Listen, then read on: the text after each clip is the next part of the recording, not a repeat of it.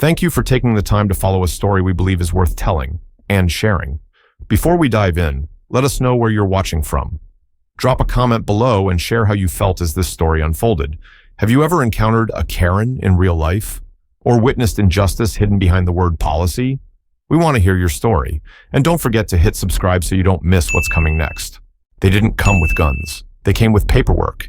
And they nearly stole the land where my grandfather buried his first pair of army boots after the war. So what will you do when the threat to your family doesn't wear a mask, but carries a clipboard and an HOA logo? When the battle doesn't happen on a field, but inside bylaws, citations, and fines printed in black ink on white paper? Will you even realize you're being conquered inch by inch? I didn't move out here looking for peace and quiet. I came because no one could tell me to turn off my engine, stop welding, or schedule my laughter during appropriate hours. I came for the wide skies, a gravel road longer than memory, and just enough distance that no one could meddle in my life without wearing out a pair of shoes. The '69 Mustang was something I rebuilt with my own two hands, every bolt, every wire, every clang of metal, like a pulse running through the spine of an old beast. I didn't restore it to let it sit in a garage collecting dust. I built it to hear it live. That morning, when I lowered the 302 V8 engine into place, what echoed through the woods wasn't a startup. It was a roar from the bloodstream, a thunderclap that slammed into the earth and sent a growl rolling through the trees. Smoke curled upward like a declaration, "We are alive, and no one's putting that out." My wife, Elena, stood in the shed doorway, sunlight slicing through her hair, that half smile she always gave me when I did something both dumb and beautiful. My grandmother, Martha, sat on the old wooden chair on the porch like a gunslinger waiting for the saloon to blow. No one said a word. We just listened to the engine and felt like the world was still something worth fighting for, until he showed up. Gregory, the neighbor across the road, emerged from his house in a starched white polo and khakis, ironed so flat you'd think he slept on a steam press. Tucked under his arm, a clipboard, like he was about to preach the gospel of right and wrong according to bylaws printed in gold ink. He didn't need to speak. I already knew trouble was here. "Testing for an earthquake?" he asked, "or just violating Section 16 on noise compliance?" I smiled. "That's not noise. That's craftsmanship." He didn't smile back. "You signed the rules. Page 16. Noise limits are mandatory." "I signed to live here," I said. "Doesn't mean I handed over my soul to a bunch of rule junkies with measuring tapes and control issues." Elena stepped beside me, her voice low and steady. "We're half a mile from the nearest house. Who exactly is being disturbed?" Gregory flashed a smile that never touched his eyes. "Some folks think owning land means escaping the law, but this isn't the Wild West anymore." He handed me a thick envelope, then turned and walked off like he'd just checked off another box on his control list. That evening, while Martha stirred beans over the wood stove, she read aloud from the letter. "Prolonged mechanical noise. Fine, $200. Repeated violations may result in enforcement action." No greeting, no warning. Elena sat at the table, eyes scanning line by line through the HOA rulebook. "They can't do this," she muttered. "It's not legal." Martha smirked. "Doesn't matter what's legal. What matters is they think they can." This wasn't about the car anymore. It was about land, freedom, and that razor-thin line between living peacefully and being quietly erased. I looked out over the yard. The night was thick as ink, but deeper still was a feeling inside me, a certainty that the roar from earlier hadn't just woken up an engine. It had awakened a war. The next morning, Gregory returned, but this time he wasn't alone. He brought two others with him, a slick-haired man named Thomas, whose face didn't carry a single wrinkle of emotion, and a woman named Linda, wearing a wide-brimmed hat and the kind of gaze you'd expect from someone who once banned children from playing at the spring festival. They didn't knock, didn't call out. They simply walked up the driveway like they were inspecting livestock. When they reached the porch, Gregory raised his clipboard like it was a decree from the Supreme Court. "Notice of suspension and demand for correction," he said, without a greeting. "Your property is currently under violation review." I slowly set my coffee cup down on the step. That was quick, You didn't even have time to frame the first citation. And here you are, back for round 2. Thomas stepped forward, voice soft as carbon paper. This isn't personal, it's procedural. I nodded. Does your procedure include dragging strangers onto a farm they'd never stepped foot on until last week? Linda smiled, a damp kind of smile, like there was sweet poison behind her lips. You have the right to appeal. That's when Elena stepped out, phone already recording. And we have the right to a fair process? Or is this just another round of protocol until we're priced out of our own home? Gregory didn't answer. He simply exchanged a glance with Thomas. The kind of look where people silently debate whether to call the lawyer first or the surveyor. And then Grandma Martha appeared. No one called her, but they should have known. When she came out with her old hunting rifle slung over one shoulder and her wooden cane in hand, no one kept their official composure. Let's make something clear, she said, pointing directly at the sign nailed to the fence. Private property, armed landowner. Thomas stammered. We were authorized under HOA executive authority. Martha gently lifted the barrel of the gun. Just a little. But anyone raised in the country knew. When an old woman raises a rifle by 1 inch, it means she's already counted 99 reasons not to shoot, and she's still counting. Want to see which authority applies here? She asked. No one answered. They retreated faster than a spring rain. But none of us smiled. Because before they left, they zip-tied a notice to the front gate in bright orange. Mandatory property evaluation, 72 hours. Signed, Karen Duval, HOA president. Elena picked up the paper, her eyes ice cold. So she finally shows her face. Name? I asked. Karen. She's the one pulling all the strings from the shadows. Martha spat a mouthful of coffee into a tin can. Knew it. Gregory doesn't have the guts to strike a match unless someone's blowing on his back. That night, Elena was in the home office. When I brought her a slice of bread and a cup of ginger tea, her computer screen glowed like a war room. Data flashed. The HOA bylaws were changing in real time. She's editing the rules, Elena said, fingers flying across the keys. New clause, property seizure in case of systemic non-compliance. All it takes is 3 board member signatures. My chest felt heavy as stone. Martha muttered under her breath. They're not here because of your car, kid. Elena nodded. They're here for all of it. And in that moment, I heard my grandfather's words echo in my mind. You don't prepare for the fight you see.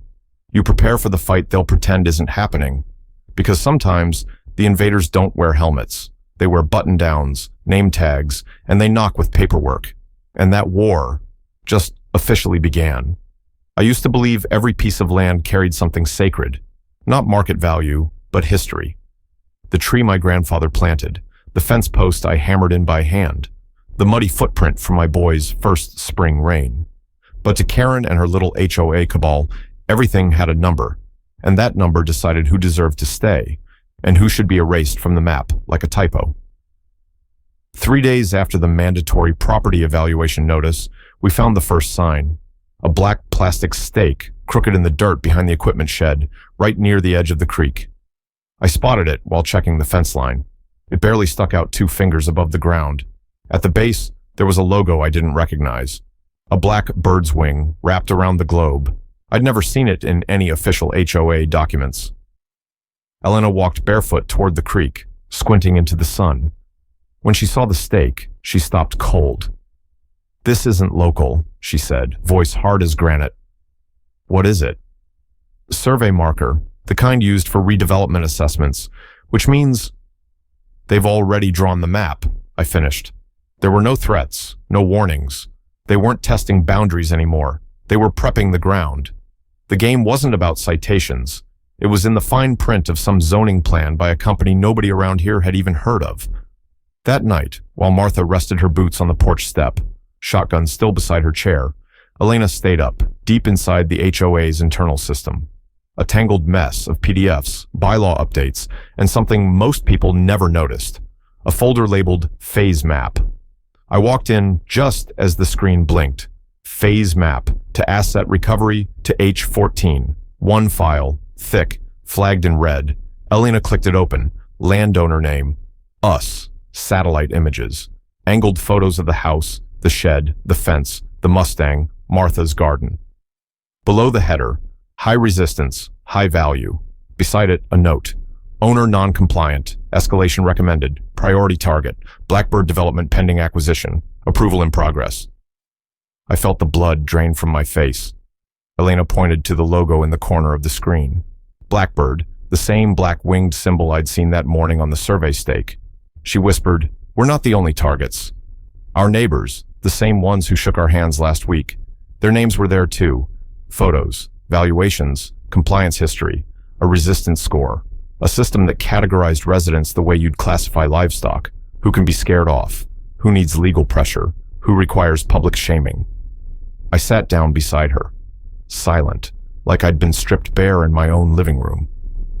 "They think we've already lost," I said. "No more warnings. They're just waiting for the paperwork to catch up to the theft." Martha walked in through the back door, holding a mug of thick black coffee. "What sickens me the most," she said, "is they're doing it without guns, just with certified letters. When I was a kid, Grandpa dug a trench behind the shed because foxes kept snatching chickens. The county told him he was overreacting. He just said, 'The county's never buried a friend.'" I looked at the H14 map. To the HOA, our home was high risk. To me, they just mislabeled the wrong damn family. They wanted a quiet land grab. They're about to learn what a war looks like, without a single word spoken. It started at 2:11 a.m. No sirens, no lights, just the sound of tires crunching slowly over gravel. Like whatever was coming didn't want to wake the sleeping, just wanted to catch them before their eyes opened. But I wasn't asleep. There hadn't been a peaceful night since discovering that name, H14. I sat on the wooden chair out on the porch, a cold cup of coffee by my hand, shotgun resting across my knees like an extension of my body. On my phone screen, a message from Elena popped up. Just one word: visitors. I stood. From a black-painted, unmarked van, 3 men stepped out. All black uniforms, gloves, earpieces, no logos, no name tags. Just the familiar walk of men who'd done this before, and believed they'd never be stopped. One circled toward the shed. One headed straight for the back door. The last one walked the front path like he was here to read the meter.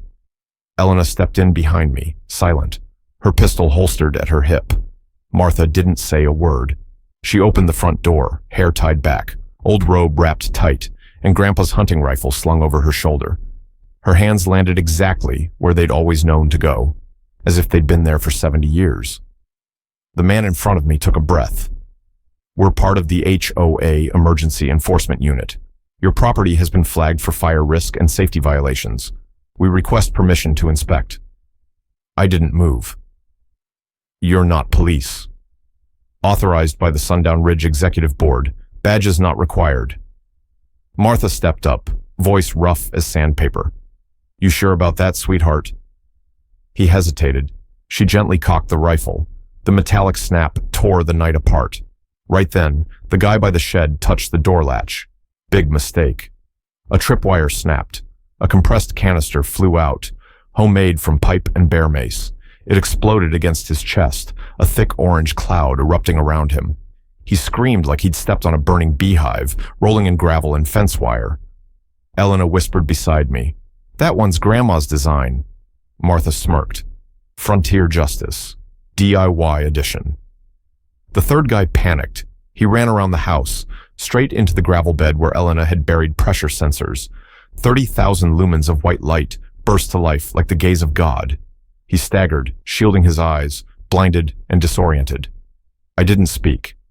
Martha stepped forward and fired a warning shot into the air, enough to let all 3 of them know this wasn't a neighborhood where HOA reps strolled like mall cops. They ran, no shouting, no threats, not even a look back, just a tactical retreat, like animals that had chewed into a live wire. 20 minutes later, the sheriff's deputies showed up. No sirens, no weapons drawn. 2 officers, sleep-deprived and clearly uninvested. I handed them the footage, descriptions, fake plates, even the security map from Elena's system. They glanced at each other, Then one said, without even pulling a pen, "Looks like internal civil stuff." "Elena was nearly dragged off our porch. You're not going to log this?" The other one shrugged. "Did you shoot anyone?" Martha stepped forward. "Number Y defended my land. They didn't argue, didn't promise anything, just left with a week. We'll take a look." As the door shut behind them, Elena rewound the footage. "Look here," she said. "The guy out back, he never hesitated. He avoided the exact angles with camera coverage." I felt the chill sink deep. "They were guided," Elena said. "They split roles like a coordinated op. One to block, one to engage, one to secure the shed." I stared at the screen. No more spinning thoughts. "This wasn't a threat," I said. Elena nodded. "It was a rehearsal." 4 days after the break-in, we thought things had quieted down, but they hadn't. They had simply moved into the next phase, and this time, they weren't hiding anymore. 10 a.m. The sun blazed down on the porch roof. Dust swirled thick at the end of the gravel road as 5 black SUVs crept down the hill like a pack of hunting animals. The lead vehicle stopped at the gate. Door opened. Karen. She stepped out like this was her stage. Beige blouse, gray knee-length skirt, sunglasses as big as a mask, and an iPad in hand like it was the constitution of a shadow government. No introduction. Not necessary, because Karen hadn't come to ask permission. She had come to issue commands. Behind her came a team of inspectors in pale blue uniforms, tablets, scanners, chest cams at the ready. One of them pointed a device straight at my shed like it had just violated the Geneva Convention. "We're conducting a pre-assessment under Section 6C of the Community Charter," Karen said, her voice flat, like a robot programmed to bypass all emotion. I folded my arms. We never received any notice. Karen didn't even glance up from the screen. Unresponsiveness is considered consent. Elena stepped out, phone raised, camera already rolling. Martha leaned against the railing, her hand resting on her air rifle like she was cradling a well-trained cat. "What exactly are you assessing?" Elena asked, eyes locked on her. Karen looked up briefly, smirked. "Structural harmony, ambient light ratios, proximity of auxiliary structures to boundary lines." Elena narrowed her eyes. "So you're measuring vibes?" No reply, only the tap of her fingers on the iPad. Each time a scanner swept past, Karen paused, especially when they focused on the shed, the Mustang, Martha's vegetable garden, and the corner of the yard where we had once found that blackbird survey stake. Then Martha spoke, not loudly, but just enough for the entire team to freeze in place. "The live feed is broadcasting to the county administration office," she said, sipping her tea. "Just thought you should know, in case you forgot the law on private property trespass." No one laughed, no one backed away, but no one took another step either. When they left, after nearly 40 minutes of silence strung tight as a tripwire, Karen was the last to go. She didn't say a word, she just stood there, for 1 second. But that second felt longer than every eye I'd ever held contact with. She looked at Elena. No smile, no threat. Just analysis. And Elena never blinked, held that gaze like she was inserting a key into a lock and waiting for the click. Karen blinked first. That night, the kitchen was dark except for the glow of 3 monitors in front of Elena. I brought her coffee and noticed a new file on the desk. Bright orange cover, labeled Contingency Planning. "Elena," I whispered, "what are they planning?" She didn't answer, just opened another folder, Terrain Grid, a 3D map of our property. Every meter marked, walkways, fence lines, blind spots, water sources, zones easily controlled, zones easily cut off. I stared, a chill crawling down my spine. Elena didn't blink. She only said one thing: time to get to work. The next morning, without discussion, the whole family moved into action. We were no longer in passive defense mode. It was time to turn this land into a maze, and every fake HOA violation into a trap waiting to be triggered. Elena locked herself in the home office, overhauling the entire surveillance system. 3 routers, 4 wide-angle cameras, 2 infrared motion detectors. On the Wi-Fi network, she renamed 2 visible networks to FBI surveillance van and HOA internal server. Not to hide anything, but to mock them. A digital slap across the face. I rebuilt the back fence with stainless steel, buried more than 3 feet deep, and fitted it with vibration sensors. At the front gate, I installed a strip of fake spiked traps beneath a thin layer of grass. Just enough to throw someone off balance, not enough to injure. Defensive, but reasonable. Martha, of course, wouldn't be outdone. She grabbed a shovel and started digging a trench behind the shed, right where we'd found the old survey stake. She lined it with sharp stones, dusted it with chili powder, and wove barbed wire into a cross pattern at the bottom, then covered it with soft earth. An analog booby trap. No electricity, but still enough to make any intruder cry. By afternoon, while I was welding the hinges on the side gate, Elena stepped outside, holding an old drone, now upgraded with a GPS tracker and a fake GoPro camera. "It doesn't actually record anything," she said, "but it'll make anyone who sees it think their identity was just exposed." That night, as we sat down for bean soup, a real drone appeared, screaming over the shed roof, circling low like a hawk hunting rats. No one panicked. Elena casually lifted her phone and hit record. Martha stood up, walked inside, and returned with Grandpa's scoped air rifle. "Hold my cup," she said, handing me her half-finished tea. One shot. Drone down. It dropped like a crow with a clipped wing. No one said a word. Martha just returned to the table and kept eating like she'd just picked out a particularly chewy piece of tofu. The next morning, we buried that drone, right next to a brand new decoy drone, this time rigged with a real recording chip and real GPS. Let's see who comes to retrieve HOA property on Karen's behalf. This wasn't about fighting an HOA anymore. This was a war of paper, data, and psychology. And in that kind of war, you don't need to shout louder. You just need to be smarter. What would you do if your home became a target for a faceless force? Don't just say, "I won't allow it." Prepare. Drop a comment. Share your thoughts. And follow for what comes next. Because night is falling, and the traps are already set. 2 days after we shot down the drone, what we'd been waiting for finally arrived. Someone came to collect the wreckage. The man wore no uniform, no name tag, but moved far too professionally to be a local. He bent down to retrieve the drone, unaware that the second unit had been fitted with a real GPS tracker. Elena followed the signal the moment he left the gravel road. It led to an abandoned industrial park in the next county, registered under a harmless name, Dovetail Energy Services. "A front," Elena said, her voice icy. "Blackbird is behind it." That evening, while Martha cleaned her rifle and I double-checked the eastern fence line, Elena called out from the office. On the screen in front of her was a decrypted log file. The title read, "Phase 2 complete. Initiate Phase 3. Below it was a list of file directories, including one folder named H14 High Resistance Tier. We weren't just being watched anymore. We were the target. Elena scrolled to the bottom of the file and stopped at a long-distance photo. Karen, standing next to a tall man with a tattoo of a black winged globe on his forearm.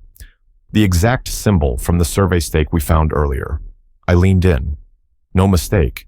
The photo was taken at a private shooting range, the sign in the background bearing the insignia of a former Marine Corps unit.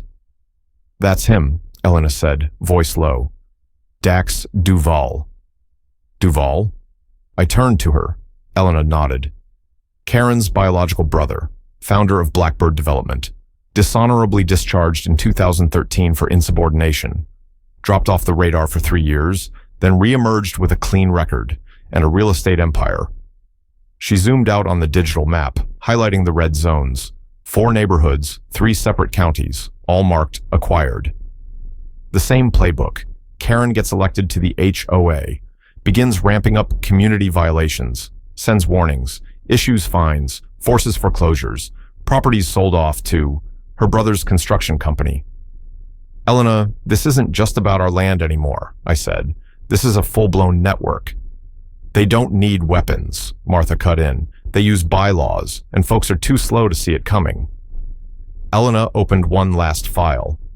Phase 3 onboarding, Sundown Ridge. Beneath it, blueprints for 22 new homes, complete with construction dates, contractors, and a media rollout plan. Everything ready to go. They think we're finished, she said. They're just waiting for us to wear down, so they can knock over the last fence. I stared at the screen, the glow casting a reflection across the map of our land, and for the first time, I didn't feel hunted anymore. I felt like we'd just found where to strike back. They came back on the calmest day of the month. No warning, no paperwork, no protocol. 6 of them, Kevlar vests, tactical gloves, earpieces, eyes like frozen steel. One carried a crowbar, another had a door ram, the kind you see in SWAT movies, not in the middle of the countryside. And behind them, walking slowly like a shadow that needed no introduction, Karen, still holding her iPad.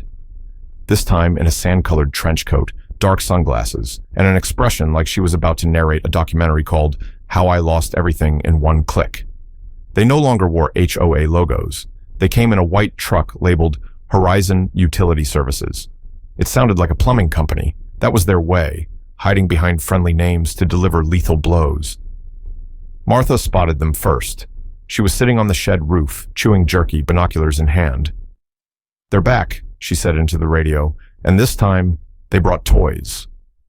"I see them," Elena replied from inside, initiating HOA protocol. I was in the workshop, eyes on the gate through a narrow gap in the wood. No one moved. We didn't run. We waited. 10:44 a.m. The lead guy stepped over the property line. One step, snap.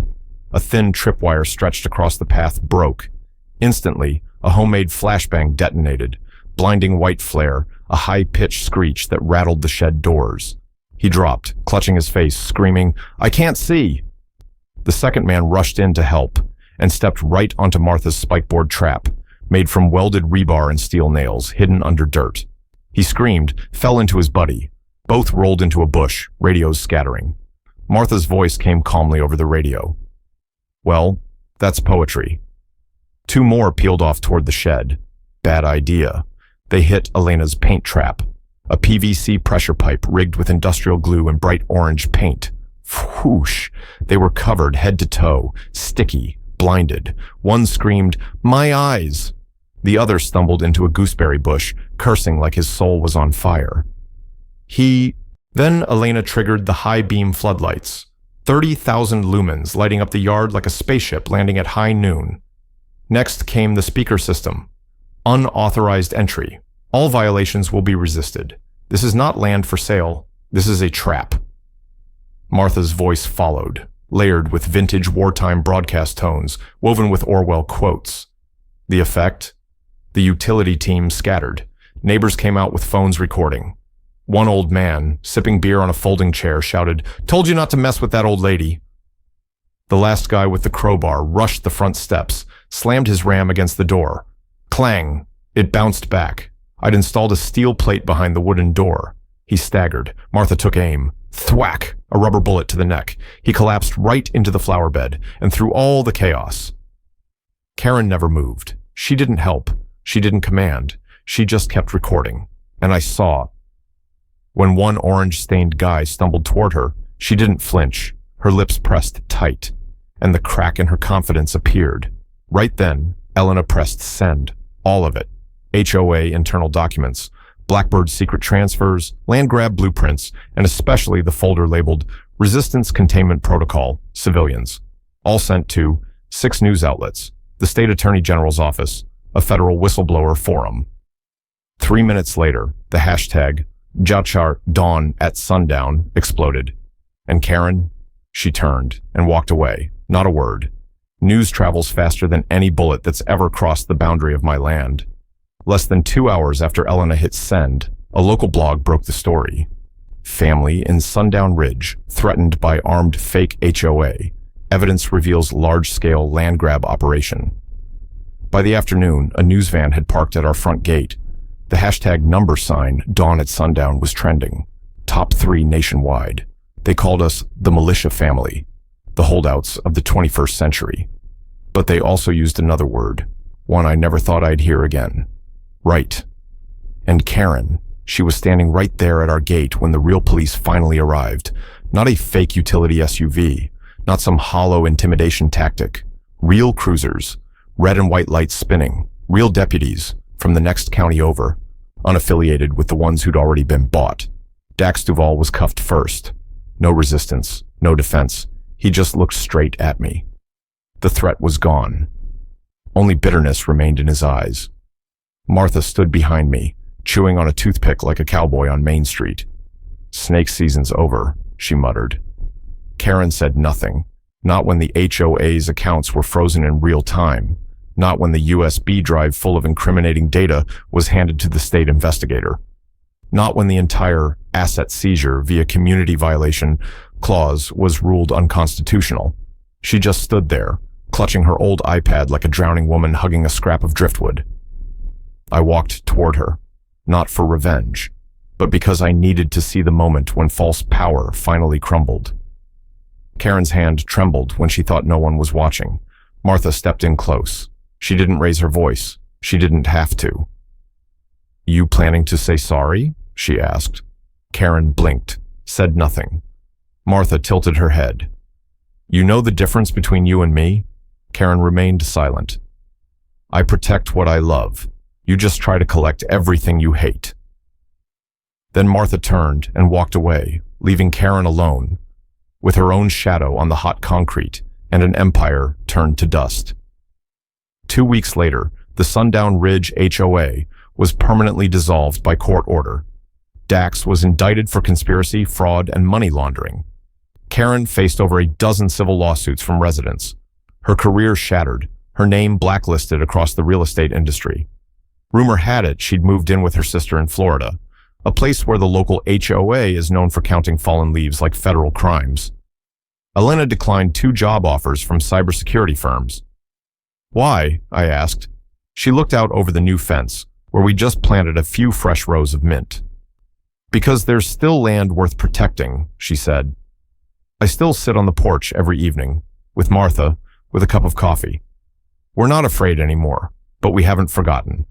I still check the fence every night, not out of fear that the bad ones will return, but because I remember what Martha said on that final sunset when it all came to an end. They didn't come for the land. They came to erase what it meant, and we didn't let them." News travels faster than any bullet that's ever crossed the boundary of my land. Less than 2 hours after Elena hit send, a local blog broke the story. Family in Sundown Ridge threatened by armed fake HOA. Evidence reveals large-scale land grab operation. By the afternoon, a news van had parked at our front gate. The hashtag number sign Dawn at Sundown was trending, top 3 nationwide. They called us the militia family, the holdouts of the 21st century. But they also used another word, one I never thought I'd hear again. Right. And Karen. She was standing right there at our gate when the real police finally arrived. Not a fake utility SUV, not some hollow intimidation tactic. Real cruisers, red and white lights spinning. Real deputies, from the next county over, unaffiliated with the ones who'd already been bought. Dax Duval was cuffed first. No resistance, no defense. He just looked straight at me. The threat was gone. Only bitterness remained in his eyes. Martha stood behind me, chewing on a toothpick like a cowboy on Main Street. "Snake season's over," she muttered. Karen said nothing, not when the HOA's accounts were frozen in real time, not when the USB drive full of incriminating data was handed to the state investigator, not when the entire asset seizure via community violation clause was ruled unconstitutional. She just stood there, clutching her old iPad like a drowning woman hugging a scrap of driftwood. I walked toward her, not for revenge, but because I needed to see the moment when false power finally crumbled. Karen's hand trembled when she thought no one was watching. Martha stepped in close. She didn't raise her voice. She didn't have to. "You planning to say sorry?" she asked. Karen blinked, said nothing. Martha tilted her head. "You know the difference between you and me?" Karen remained silent. "I protect what I love. You just try to collect everything you hate." Then Martha turned and walked away, leaving Karen alone, with her own shadow on the hot concrete and an empire turned to dust. 2 weeks later, the Sundown Ridge HOA was permanently dissolved by court order. Dax was indicted for conspiracy, fraud, and money laundering. Karen faced over a dozen civil lawsuits from residents. Her career shattered, her name blacklisted across the real estate industry. Rumor had it she'd moved in with her sister in Florida, a place where the local HOA is known for counting fallen leaves like federal crimes. Elena declined 2 job offers from cybersecurity firms. Why? I asked. She looked out over the new fence, where we just planted a few fresh rows of mint. Because there's still land worth protecting, she said. I still sit on the porch every evening, with Martha, with a cup of coffee. We're not afraid anymore, but we haven't forgotten. I still check the fence every night, not out of fear that the bad ones will return, but because I remember what Martha said on that final sunset when it all came to an end. They didn't come for the land, they came to erase what it meant, and we didn't let them. News travels faster than any bullet that's ever crossed the boundary of my land. Less than 2 hours after Elena hit send, a local blog broke the story. Family in Sundown Ridge threatened by armed fake HOA. Evidence reveals large-scale land grab operation. By the afternoon, a news van had parked at our front gate. The hashtag number sign Dawn at Sundown was trending. Top 3 nationwide. They called us the militia family, the holdouts of the 21st century. But they also used another word, one I never thought I'd hear again. Right. And Karen, she was standing right there at our gate when the real police finally arrived. Not a fake utility SUV, not some hollow intimidation tactic. Real cruisers, red and white lights spinning. Real deputies from the next county over, unaffiliated with the ones who'd already been bought. Dax Duval was cuffed first. No resistance, no defense. He just looked straight at me. The threat was gone. Only bitterness remained in his eyes. Martha stood behind me, chewing on a toothpick like a cowboy on Main Street. Snake season's over, she muttered. Karen said nothing. Not when the HOA's accounts were frozen in real time. Not when the USB drive full of incriminating data was handed to the state investigator. Not when the entire asset seizure via community violation clause was ruled unconstitutional. She just stood there, clutching her old iPad like a drowning woman hugging a scrap of driftwood. I walked toward her, not for revenge, but because I needed to see the moment when false power finally crumbled. Karen's hand trembled when she thought no one was watching. Martha stepped in close. She didn't raise her voice. She didn't have to. You planning to say sorry? She asked. Karen blinked, said nothing. Martha tilted her head. You know the difference between you and me? Karen remained silent. I protect what I love. You just try to collect everything you hate. Then Martha turned and walked away, leaving Karen alone, with her own shadow on the hot concrete and an empire turned to dust. 2 weeks later, the Sundown Ridge HOA was permanently dissolved by court order. Dax was indicted for conspiracy, fraud, and money laundering. Karen faced over a dozen civil lawsuits from residents. Her career shattered, her name blacklisted across the real estate industry. Rumor had it she'd moved in with her sister in Florida, a place where the local HOA is known for counting fallen leaves like federal crimes. Elena declined 2 job offers from cybersecurity firms. Why? I asked. She looked out over the new fence, where we just planted a few fresh rows of mint. Because there's still land worth protecting, she said. I still sit on the porch every evening, with Martha, with a cup of coffee. We're not afraid anymore, but we haven't forgotten. I still check the fence every night, not out of fear that the bad ones will return, but because I remember what Martha said on that final sunset when it all came to an end. They didn't come for the land. They came to erase what it meant, and we didn't let them. If this story made you rethink the meaning of home and what's truly worth protecting, give this video a like and subscribe so you don't miss the stories that deserve to be heard. Feeling angry, moved, have something to say? Drop a comment below, whether it's praise or pushback. We want to know, what would you do if your own home became the target? And don't forget to share this video, because justice doesn't spread unless someone has the courage to speak up.